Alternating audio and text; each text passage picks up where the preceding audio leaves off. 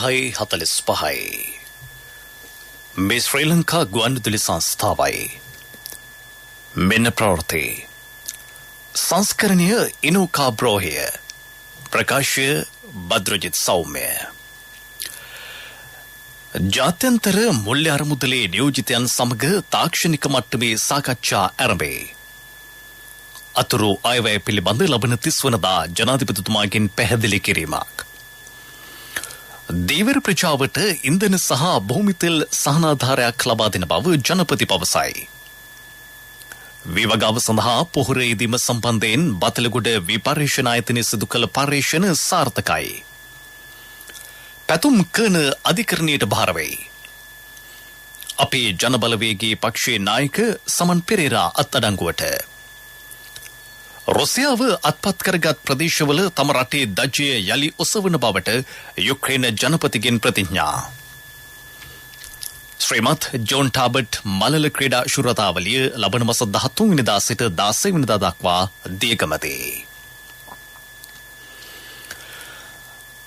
ජාත්‍යන්තර මුල්‍ය අරමුදලේ නියෝජිතයන් සමග තාක්ෂණික මට්ටමේ සාකච්ඡා ආරම්භේ කොළඹදී අද පෙරවරුවේ ආරම්භ වූ මෙම සාකච්ඡා සඳහා මහ බැංකුව අධිපතිවරයා ඇතුළු නිලධාරීහු මෙන්ම මුදල් අමාත්‍යාංශයේ නිලධාරීහු පිරිසක් සහභාගී වී සිටිති.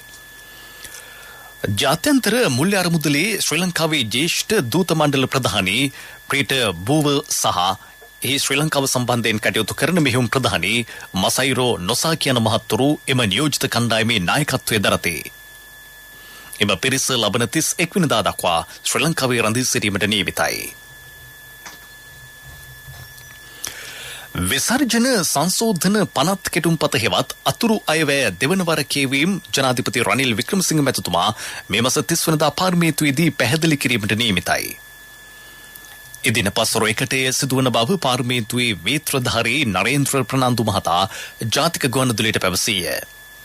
ඒ පිළිබඳ විවාදය මේ මාස 31 සහ ලබන මාස 5 වෙනිදා හා 2 වෙනිදා දක්වා පැවැත්වේ.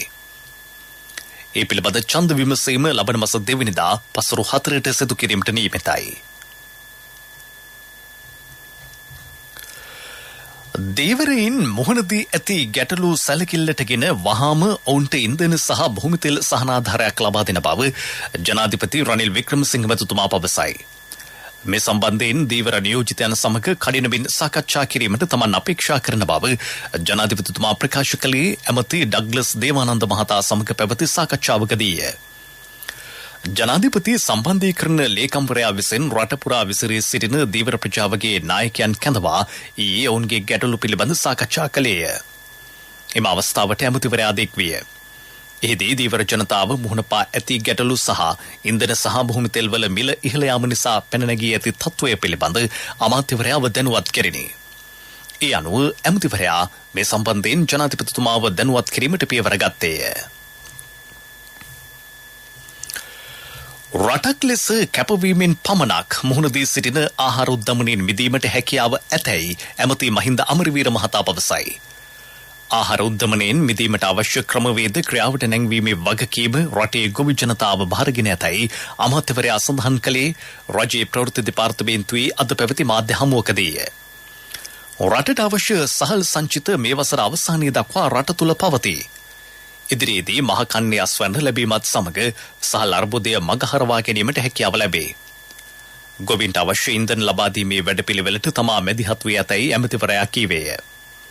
මහකන්නීට අවශ්‍ය පොහොර ලබා දීමටද රජය මේ වන විට සූදානමින් සිටින බව අමරවීර මහතා පැවසීය.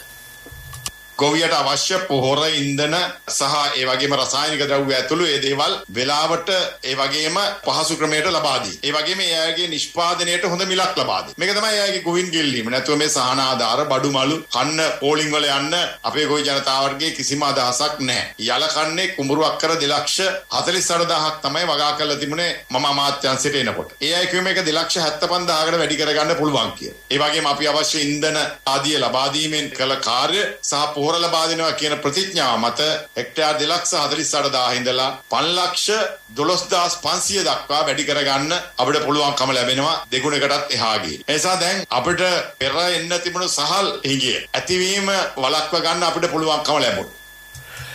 එළඹෙන මහකන්නේදී මෙරට වී වගාව සඳහා 70ක් රසායනික පොහොර සහ 30ක් කාබනික පොහොර වශයෙන් යෙදීම සම්බන්ධයෙන් බතලකුඩ විපර්යේෂණ ආයතනය සිදු කළ පර්යේෂණ සාර්ථක වී තිබේ. ආහාර නිෂ්පාදනයට විශාල බලපෑමක් මෙන්ම ආහාර උද්දමනය පවා ඉහළ යාමට හේතු වූයේ 2021 මහකන්නේ අසාර්ථක වීමයි. 100ක් කාබනික පොහොර සහ දීර්ඝ පොහොර යොදා ගැනීම නිසා සමස්ත වගා ක්‍රියාවලිය කඩාවැටීමට ලක්විය. මේ හේතුවෙන් එම වසරේ මහකන්නේ අස්වැන්න 40කින් පමණ පහත වැටිනි. ඊට පිළියම් ලෙස 70ක් රසායනික පොහොරත් 30ක් කාබනික පොහොරත් යොදා සිදු කළ පර්යේෂණ ඉතා සාර්ථක වී ඇතැයි කෘෂිකර්ම දෙපාර්තමේන්තුවේ අධ්‍යක්ෂ ජෙනරාල් ආචාර්ය අජන්ත ද සිල්වා මහතා පවසයි. මේ ප්‍රවෘත්ති ශ්‍රී ලංකා ගුවන්විදුලි සංස්ථාවෙන්.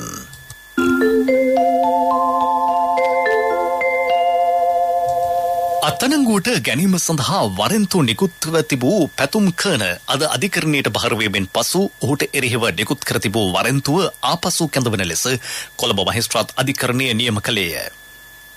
එම සැකකරු තම නීතිඥවරුන් මාර්ගයෙන් අධිකරණයට ඉදිරිපත් වීමෙන් පසු කොළඹ මහේස්ත්‍රාත් හර්ෂණ කැකුණවල මහතා මෙම නියෝගය කළේය. අපේ ජනබලවේගයේ පක්ෂයේ නායක සමන් පෙරේරා අද පෙරවරුවේ තංගල්ල පොලිසිය අත්අඩංගුවට ගෙන ඇත. පසුගිය ජූනි මාස 5 වනදා කුඩාවැල්ල ප්‍රදේශයේ සිදු වූ මනුෂ්‍ය ඝාතනයකට සම්බන්ධ සැකකරුවෙකුට රැකවරණය ලබා දීම සම්බන්ධයෙන් ඔහු අත්අඩංගුවට ගත බව පොලිසිය පවසයි. අග්‍රාමාත්‍ය දිනේෂ් ගුණවර්ධන මහතා ශ්‍රී ජයවර්ධනපුර කෝට්ටේ ප්‍රාදේශීය ලේකම් කාර්යාලයේදී සිය විමධ්‍යගත බෙදා දීමේ වැඩසටහනකට ඊයේ එක් විය. එම ප්‍රතිපාදන මගින් ශ්‍රී ජයවර්ධනපුර කෝට්ටේ කොට්ටාසේ ලියාපදිංචි පෙර පාසල් 35ක් සඳහා උපකරණ හා ශබ්ද විකාශන යන්ත්‍ර බෙදා දීම සිදු විය. ඊට අමතරව ඇඟලුම් ආශ්‍රිත ස්වයං රැකියාවල නියුතු පුද්ගලයින්ට මහන මැෂින් ලබා දීමද සිදු විය. පාර්ලිමේන්තු මන්ත්‍රී විදුර වික්‍රමනායක මහතාට අයත් පානදුර පාර හොරණ පිහිටි නිවසට හා පුද්ගලික දීපලවලට හා එහි නවතා තිබූ රජයේ වාහනවලට පහර දී ගිනි තබා අනර්ථයක් සිදු කිරීම සම්බන්ධයෙන් අවශ්‍යව සිටි සැකකරුවෙක් අත්අඩංගුවට ගැනේ. හොරණ පොලිස් ස්ථානයේ නිලධාරීන් පිරිසක් ඊයේ මෙම සැකකරු අත්අඩංගුවට ගෙන තිබේ. මෙම සැකකරු වයස අවුරුදු 42ක් වූ ඉංගිරිය ප්‍රදේශයේ පදිංචිකරුවෙකි. ඔහු හොරණ මහේස්ත්‍රාත් අධිකරණයේ වෙත ඊයේ ඉදිරිපත් කිරීමෙන් අනතුරුව අප මත මුදා හැර තිබේ. නැවත ලබන වසරේ මාර්තු 13 වෙනිදා සැකකරු අධිකරණයට කැඳවීමට නියමිතයි. හොරණ පොලිසිය මේ පිළිබඳ වැඩිදුර විමර්ශන සිදු කරයි. මහබැංකු අධිපති ආචාර්ය නන්දලාල් වීරසිංහ මහතා රටේ වත්මන් ආර්ථික තත්ත්වය පිළිබඳ ජාතික රෝපවාහිනිය ඔස්සේ ඊයේ සිදු කළ පැහැදිලි කිරීම ශ්‍රී ලංකා ගුවන්විදුලි සංස්ථාවේ සිටි FM සේවය ඔස්සේ අද පසුරු 4ට ප්‍රචාරය කෙරේ. මීළඟට ප්‍රමුඛ පුවත. ප්‍රමුඛ පුවත ඔබ වෙත ගෙනෙන්නේ සෑම ගෙදරකම සිටිය යුතු වෙද මහත්මයා සිද්ධාලේප. රට අලුත් දේශපාලන ප්‍රගමනයකට යොමු වී ඇති අතර එහි ප්‍රතිඵල දැන් ලැබෙමින් පවතින බව පාර්ලිමේන්තු මන්ත්‍රී ඩී.බී. හේරත් මහතා පවසයි. ශ්‍රී ලංකා පොදුජන පෙරමුණ පක්ෂ මූලස්ථානයේ අද පැවති මාධ්‍ය හමුවකදී ඔහු සඳහන් කළේ මේ වන විට ඉන්ධන සහ ගෑස් ගැටලුවට විසඳුම් දී ඇති බවයි. නව දේශපාලන සංහිඳියාව ඊට හේතු විය. ප්‍රජාවට පහසුකම් සැපීම වෙනුවෙන් රජයේ පෙනී සිටි. මේ වන විට ඖෂධ පොහොර වැනි අත්‍යවශ්‍ය දෑ ලැබෙමින් පවතී. රට යථා තත්ත්වයට පත්වෙමින් පවතින බව ඔහු වැඩිදුරටත් පෙන්වා දුන්නේය. දෙවෙනි ප්‍රශ්න වලට විසඳුම් ලබා දෙන ගමන් අපේ වුමනාව IMF එකේ ආධාර අරගෙන ජාත්‍යන්තර සහයෝගය අරගෙන ඒ ලැබෙන මුදල් නැවත ඩොලර් බවට පරිවර්තනය කරලා රටේ ජනතාවගේ ආර්ථිකයට වටිනාකම් දෙන්න ඔවුන්ගේ සුඛ විහරණය ඇති කරන්න තමයි අපි බලාපොරොත්තු වෙන්නේ. එහෙම නැතු සල්ලි අරගෙන ඇවිල්ලා කාලා බීලා ඒවා විනාශ කිරීමක් නෙවෙයි. අපිට අවශ්‍යතාවයක් තියෙනවා මේ තියෙන මුදල් හදල් ආයෝජන ක්‍රියාවලියක් තුළ දෙගුණ කිරීම. ඒ ක්‍රියාවලියක් තුළ තමයි අපි බලාපොරොත්තු වෙන්නේ ජාත්‍යන්තරයේ ආධාර අරගෙන ඉස්සරහට යන්න.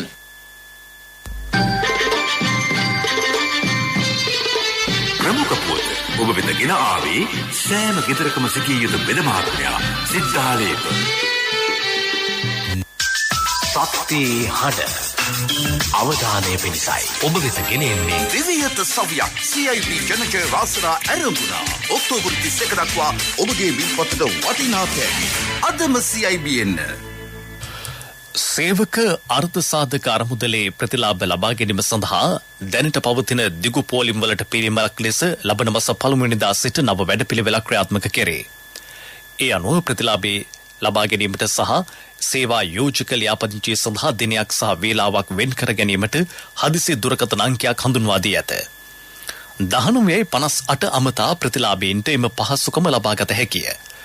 එසේ නොමැතිනම් www.appourdep.labourdept.gov.lk වෙබ් අඩවියට පිවිසීමෙන්ද ඒ සඳහා පහසුකම් ලබාගත හැකිය. ඒ අනුව පෝලිම් වල රැඳී නොසිට කම්කරු දෙපාර්තමේන්තුවේ සේවා ජනතාවට ලබාගත හැකි බව ඇමති මනුෂ්‍ය නානායක මහතා පවසයි. විවිධ සවියක් CIB ජනක රාසනා ඇරඹුණා. ඔක්තෝබර් 31 දක්වා ඔබගේ විල්පතට වටිනා තෑගි. අදම CIB එන්න. විදෙස් පුවත්.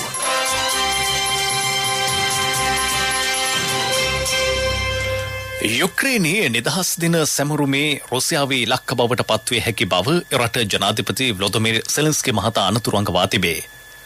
එරට නිදහස් දිනය අදට යෙදී ඇත.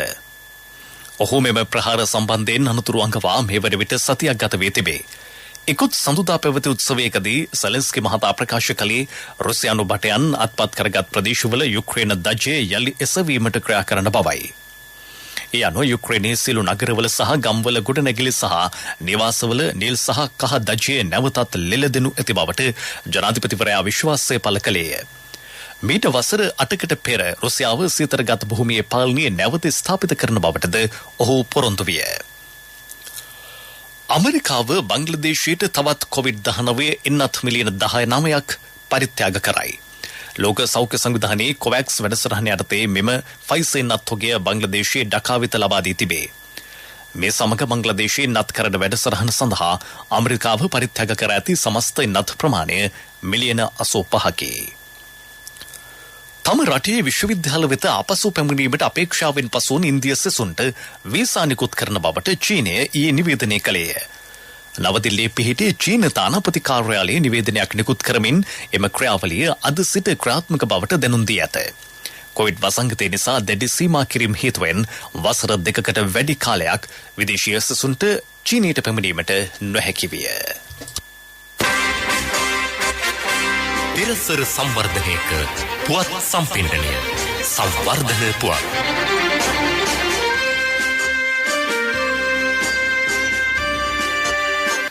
දකුණු පළාතේ පූර්ව ළමාවිය සංවර්ධන මධ්‍යස්ථාන 14ක් සංවර්ධනය කෙරේ. වැය කර ඇති මුදල රුපියල් ලක්ෂ 10කි. පළාත් පාලන බල ප්‍රදේශ 12ක දුෂ්කර මාර්ග සංවර්ධනයට රුපියල් ලක්ෂ 74ක් මේ වසර තුලදී වැය කර ඇතැයි පළාත් පාලන දෙපාර්තමේන්තුව පවසයි. අත්‍යවශ්‍ය ව්‍යාපෘති මෙසේ සංවර්ධනය කෙරේ. ජනතාවගේ සුබ සාධනයේ ප්‍රමුඛ අරමුණයි. ජන කමිටු යෝජනාවලට අනුව ව්‍යාපෘති තෝරාගෙන පළාත් සභා ප්‍රතිපාදන මේ සඳහා යොදාගැනේ. ක්‍රීඩා පුවත් ඔබ වෙත ගෙන එන්නේ සම්පත් බැංකුව හෙට දින එළිය කරයි. මෙරට පැරණිතම පාසල් මලල ක්‍රීඩා තරඟාවලියක් වන ශ්‍රීමත් ජෝන් ටාබට් මලල ක්‍රීඩා ශූරතාවලිය ලබන මාස 13 වෙනිදා සිට 16 වෙනිදා දක්වා දීගම මහින්ද රාජපක්ෂ ක්‍රීඩාංගණයේදී පැවැත්වේ. කනිෂ්ඨ තරඟාවලිය දෙසැම්බර් මාසයේදී පැවැත්වීමට සැලසුම් කර ඇත. මෙවරද රිස්බරි තරඟාවලිය සඳහා අනුස්ග්‍රහය දක්වයි. ඊට අදාළ චෙක්පත බාර දීම සිලොන් බිස්කට් සමාගමේ අලෙවි කළමනාකාර නිලුපොල් ද සිල්වා මහතාගේ ප්‍රධානත්වයෙන් කොළඹදී ඊයේ සිදු විය. මෙහිදී අදහස් දැක්වූ ශ්‍රී ලංකා පාසල් මල්ල ක්‍රීඩා සංගමේ සභාපති කුසල ප්‍රනාන්දු මහතා පැවසුවේ ශ්‍රීමත් ජෝන් ටාබට් මල්ල ක්‍රීඩා උළෙල මගින් රටට දක්ෂ ක්‍රීඩක ක්‍රීඩිකාවන් රැසක් බිහි කර ඇති බවයි. ශ්‍රී ලංකා මල්ල ක්‍රීඩා පිටියේ වැඩිම ක්‍රීඩක ක්‍රීඩිකාවන් පිරිසක් සහභාගී වන මෙම ක්‍රීඩා උළෙල සඳහා පාසල් 800ක් නියෝජනය කරමින් ක්‍රීඩක ක්‍රීඩිකාවෝ 18,000ක් පමණ සහභාගී වීමට නියමිතයි. ව්‍යාපාරික පුවත් ඔබ වෙත ගෙන එන්නේ මේ අභියෝගාත්මක කාලයේ NSB වෙතින් අඩුම කාලෙන් වැඩිම පොලිය. ඔබේ කෙටි කාලින ඉතුරුම් තැන්පතුවට මාස 3න් 20%ක මාස 7න් 22%ක ආකර්ශනීය පොලියක්. ළඟම NSB ශාඛාවට හෝ ප්‍රධාන තැපැල් කාර්යාලයට අදම එන්න. 100% රාජ්‍ය ආරක්ෂාව සහිත එකම බැංකුව NSB. පීපල්ස් ලීසින් සමාගමේ රන්න ඒකක 6ක් ප්‍රදේශ කිහිපයක විවෘත කෙරේ. දිවුලපිටිය, මඩකලපුව, ඇල්පිටිය, උඩුගම, රත්නපුර සහ අම්බලන්තොට යන ශාඛා පරිශ්‍රයන්හි පිහිට වූ එම රන්න ඒකක ඔස්සේ ගනුදෙනුකරුවන්ගේ හදිසි මුදල් අවශ්‍යතා පහසුවෙන් ඉටු කර ගැනීමට පහසුකම් සලසා ඇත. පීපල්ස් ලීසින් සමාගම ශ්‍රී ලංකාවේ ප්‍රමුඛ පෙළේ බැංකු නොවන මුදල් ආයතනයක් වන අතර රාජ්‍ය බැංකුවක් වන මහජන බැංකුවට අනුබද්ධිත මුදල් ආයතනයකි. ව්‍යාපාරික පුවත් ඔබ වෙත ගෙනාවේ මේ අභියෝගාත්මක කාලයේ NSB වෙතින් අඩුම කාලෙන් වැඩිම පොලිය. ඔබේ කෙටි කාලින ඉතුරුම් තැන්පතුවට මාස 3න් 20%ක මාස 7න් 22%ක ආකර්ශනීය පොලියක්. ළඟම NSB ශාඛාවට හෝ ප්‍රධාන තැපැල් කාර්යාලයට අදම එන්න. 100% රාජ්‍ය ආරක්ෂාව සහිත එකම බැංකුව NSB. ආර්ථික පුවත් ආවරණය ඔබේ ඕනම අවශ්‍යතාවයකට සුදුසු මූල්‍ය විසඳුම් දෙන එන අය දියුණු වෙන අය එන LOLC සමූහය එන්න දියුණු වෙන්න. ගාල්ල දිස්ත්‍රික්කයේ ග්‍රාම නිලධාරිය වසම් 890ක කඩිනම් භෝග වගා ගෙවතු ව්‍යාපෘතිය සාර්ථකව ක්‍රියාත්මක බව දිස්ත්‍රික් ලේකම් ශාන්ත වීරසිංහ මහතා පවසයි. අල බතල පලාවර්ග සහ පළතුරු වගා දිරිමත් කෙරේ. කාබනික ගොවිතැනද 27කින් ඉහළ ගොස් ඇත. පවුල් 3000කට පමණ මෙමගින් ආර්ථික ප්‍රතිලාභ හිමි වේ. නිෂ්පාදන සඳහා හොඳ වෙළඳපොළක්ද බිහි වී ඇතැයි ලේකම්වරයා කියයි. LOLC Finance 2022 ටෙක්නොවේෂන් සම්මානුලේදී රන් සම්මාන පහක් නිකර ගනිමින් ඩිජිටල් විප්ලවයේ ප්‍රමුඛයාවේ. අන්තර් බැංකුකරණයේ ඩිජිටල් ගෙවීම් වල විශිෂ්ටත්වයට හිමි සමස්ත රන් සම්මාන දිනාගනිමින් LOLC Finance ඩිජිටල් බැංකුකරණය තුළ විශිෂ්ටයාවේ. නව්‍යකරණය සහ මූල්‍ය සේවා ඩිජිටල් කරණය කිරීම තුළින් සිය ගනුදෙනුකරුවන්ට පහසුව සැලසීම LOLC Finance අභිප්‍රායයි.